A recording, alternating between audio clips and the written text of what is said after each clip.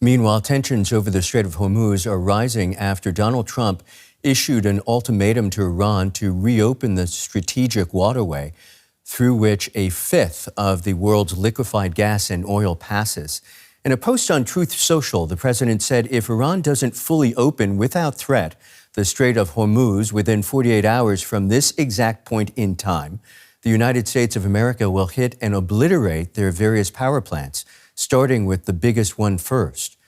The message was posted on Saturday evening at 11:45 p.m., 44 p.m. GMT, I should say, which was about 1:45 on Sunday morning here in Central Europe. Iran has now threatened to completely shut the strait if Trump acts on his threats. Earlier, Tehran said energy facilities across the Middle East could be irreversibly destroyed should Iranian power plants be targeted, a sentiment that was echoed on the streets of Tehran. We have responded to the US president. If Iran's electricity is cut off, the entire region must be cut off, and the people strongly support the military's decision. This kind of talk, threatening Iran's infrastructure, has more of a propaganda aspect, and we the people are seeing it. Rowena Binti Abdul Razak is a lecturer on the history of the Middle East and Africa at the University of London School of Oriental and African Studies. I asked her whether Tehran is likely to view Trump's threat as mere political posturing or as a credible military threat. Trump has said many things over the last few weeks. It's quite hard to say how far he wants to take this. Obliterating Iran is quite a huge statement. And from what I've seen with the Iranian military leadership and even the political leadership is that they're only responding to actual threats that have been followed through. So whatever Trump says, it's at this point, I think from the perspective of the Iranian leadership, just mere rhetoric. It's only if something drastic is done, only then will they really respond. At most, they will continue, they have their own set of rhetoric that they use, things like saying that they're going to push the prices of oil to $200 per barrel, that sort of thing. So they have their own rhetoric that they're going to fall back on. But I don't think they're going to perceive this necessarily as something that might happen, only merely as one of Trump's major statements that he makes to kind of shake things up a little bit. But unless it's really backed by something more substantive, I don't think the Iranian leadership is going to necessarily take it as serious. By now, most of our viewers have learned, if they hadn't already known, that the Strait of Hormuz is one of the world's most sensitive choke points. How does this moment compare to previous crises involving the strait, and what makes this potentially more dangerous? The Strait of Hormuz is very important. And I think, as you rightly pointed out, it's only with some sort of crisis like this do we really realize. Even where I'm from in Malaysia, 50% of our oil goes through the Strait of Hormuz. So it's a very important waterway. Previously, Iran has stopped or limited the flow of ships going through the Strait of Hormuz, so they have used it in the past before. But this time it feels a little bit more dangerous when we think about what's happening in the wider region. The whole area is very tense with Iran attacking its Arab Gulf neighbors, more warships in the area, and also potentially more countries getting involved in the Strait of Hormuz. So it does feel a little bit more tense.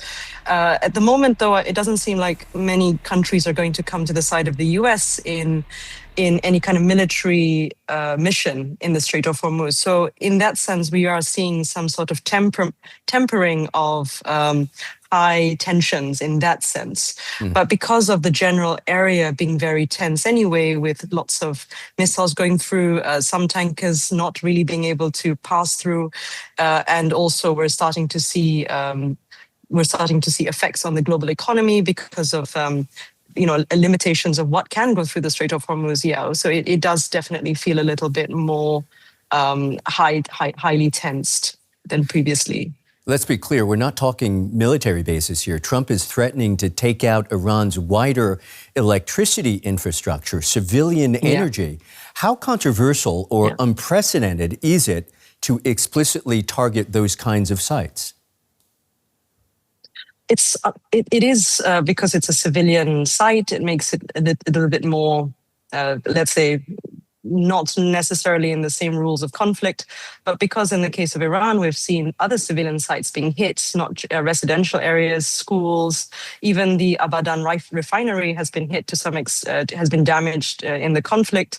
So it's not unprecedented in that sense. It seems like one of America's playbook in terms of us hitting a civilian site. And we must bear in mind that Iran has also been hitting more civilian sites in the Gulf areas, not just US bases, but also desalination plants, which is very important, very key to the Gulf, that relies on desalination plants for clean and safe water for civil use. So we are seeing kinds of basic rules of conflict kind of going out the window in a way. So right now it seems like everything is almost fair game in this scenario. So it's not unprecedented. Sorry to interrupt you, but my understanding is sometimes these civilian sites are hit, but they are not explicitly the target by either side here. And, they are what some people refer to, of course, as collateral damage. Trump is explicitly saying he is going to target infrastructure that feeds essentially the civilian population. He wants to weaken Iran in many ways, not just militarily, not just by engaging the country militarily, but also wants to weaken the country itself. I think the strategy initially was to try and see the Iranian government collapse, so the Iranian regime collapse. But in times of war and conflict, we're seeing the country kind of come together in a way, and everyone wants to despite the atrocities that the Iranian government has carried out against its people, we are seeing the galvanizing of the population. We're seeing maybe there is repression because of especially with regards to the internet blackout and so on, but we are seeing sort of patriotic outpouring. We're seeing, the government being sort of supported by its people in defending the country.